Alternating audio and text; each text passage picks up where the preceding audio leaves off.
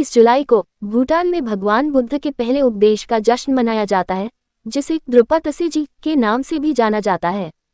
यह अवकाश भारत के इसिप्ताना में डायापाक में भगवान बुद्ध के पहले उपदेश की 2500वीं जयंती का प्रतीक है। इस उपदेश से बौद्ध संघ या भिक्षु संघ की स्थापना हुई।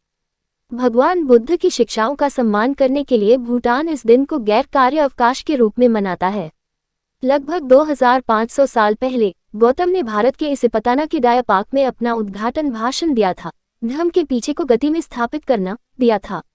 इस उपदेश में उन्होंने आर्य सत्य का उल्लेख किया है, जिसमें दुख की संभावना और कारण, दुख के समाप्त होने की संभावना और इस अंत को प्राप्त करने का मार्ग शामिल है।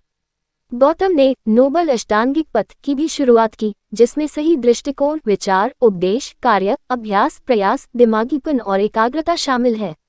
इस मार्ग का रहस्य बताने से व्यक्ति को पीड़ा से मुक्ति मिल सकती है और निर्वाण तक पहुंच सकता है। उनकी मृत्यु के बाद गौतम को बुद्ध के नाम से जाना जाने लगा, जिसका अनुवाद प्रबुद्ध व्यक्ति है। भगवान बुद्ध के प्रथम उपदेश की समय रेखा।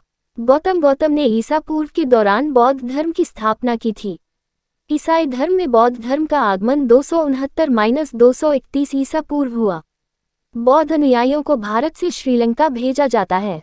प्रथम शताब्दी ईस्वी में चीन में बौद्ध धर्म चीन तक पहुंच गया है। मध्य एशिया में बौद्ध धर्म का आगमन दूसरी शताब्दी में हुआ। राजा कनिष्क के समय बौद्ध धर्म का मध्य एशिया में प्रवेश हुआ। बुद्ध के पहले उपदेश का स्थान क्या था? बुद्ध ने अपना पहला उपदेश सारनाथ के दियारपाक में दिया था, जो अब एक सीमांत स्थल है। बुद्ध का पहला उपदेश कब दिया गया था? 6ठी शताब्दी ईसा पूर्व में बुद्ध ने अपना पहला उपदेश अपने 5 लोगों के साथ दिया था। बुद्ध ने किस भाषा में भगवान को उपदेश दिया? उन्होंने उपदेश दिया, जो एक मध्य भारतीय बोली है, जो बौद्ध धर्मग्रंथों और साहित्य की प्राथमिक भाषा में से एक बन गया।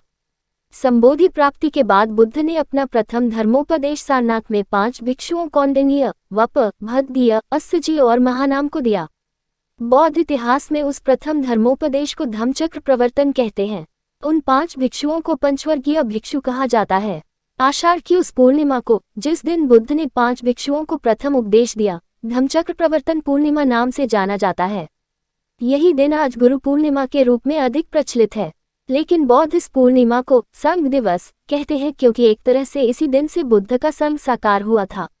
बौद्धगण इस दिन बौद्ध विहारों में धम्मचक्र प्रवर्तन सूत्र का पाठ करते हैं, जिसमें बुद्ध ने 4 आर्य सत्यों को उद्घोष किया था। दुख है, दुख का कारण है, दुख का निदान है, निदान का मार्ग निर्वाण है। उन 5 भिक्षुओं से बुद्ध ने कहा था, हे भिक्षुओं, बहुजन हिताय बहुजन सुखाय चारिका करो। और इस प्रकार बुद्ध का संघ चारिका करने लगा। उनका धम्म जन जन तक पहुंचने लगा, संघ विस्तार को प्राप्त होने लगा। ये चक्र मनुष्य के भीतर त्वरित आध्यात्मिक परिवर्तन का सूचक है।